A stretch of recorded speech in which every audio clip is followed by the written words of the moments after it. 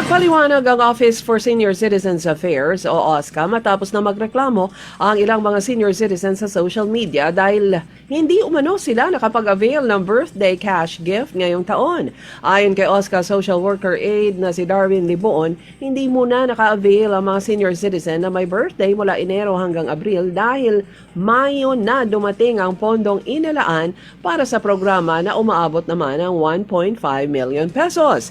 Dahil dito, sinabi ni Liboon na noong Abril lamang sila nagsimulang tumanggap ng aplikasyon para sa senior citizen na may birthday sa buwan ng Mayo dahil kinakailangang isang buwan bago ang kaarawan mag-apply ang benepisaryo. Ipinaliwanag din niya na may sinusunod na cut-off alinsunod sa umiiral na ordenansa ng lungsod upang maiproseso kaagad ang mga aplikasyon at maipasa sa city government bago ang distribution ng ayuda. Para sa mga may birthday ngayong Mayo, itinakda umano noong Abril 23 ang cut-off ng aplikasyon habang ngayong Mayo 22 naman ang itinakdang cut-off para sa mga senior citizen na may birthday sa Hunyo.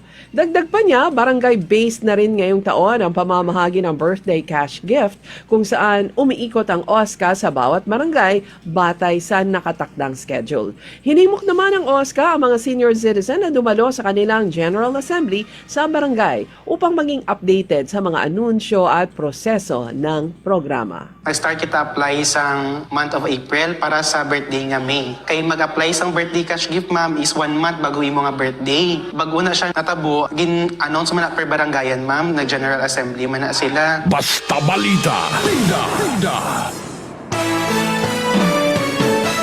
Inatasan ni PNP Chief General Jose Melencio Natatas Jr. ang PNP na magsagawa ng isang independent investigation kaugnay sa alegasyon na may mga pulis na nag-escort umano sa isang itim na van na sinasabing sinakyan ni Senador Ronald De La Rosa palabas ng Senate compound noong Mayo 14. Ayon pa kay Natatas, kailangan ng isang impartial investigation at suriin ang iba't ibang mga ebidensya.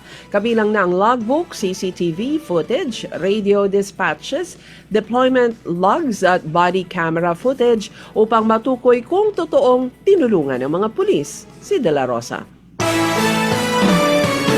Interesado daw pero hindi na lang kasi malabong makuha ang majority sa Senado.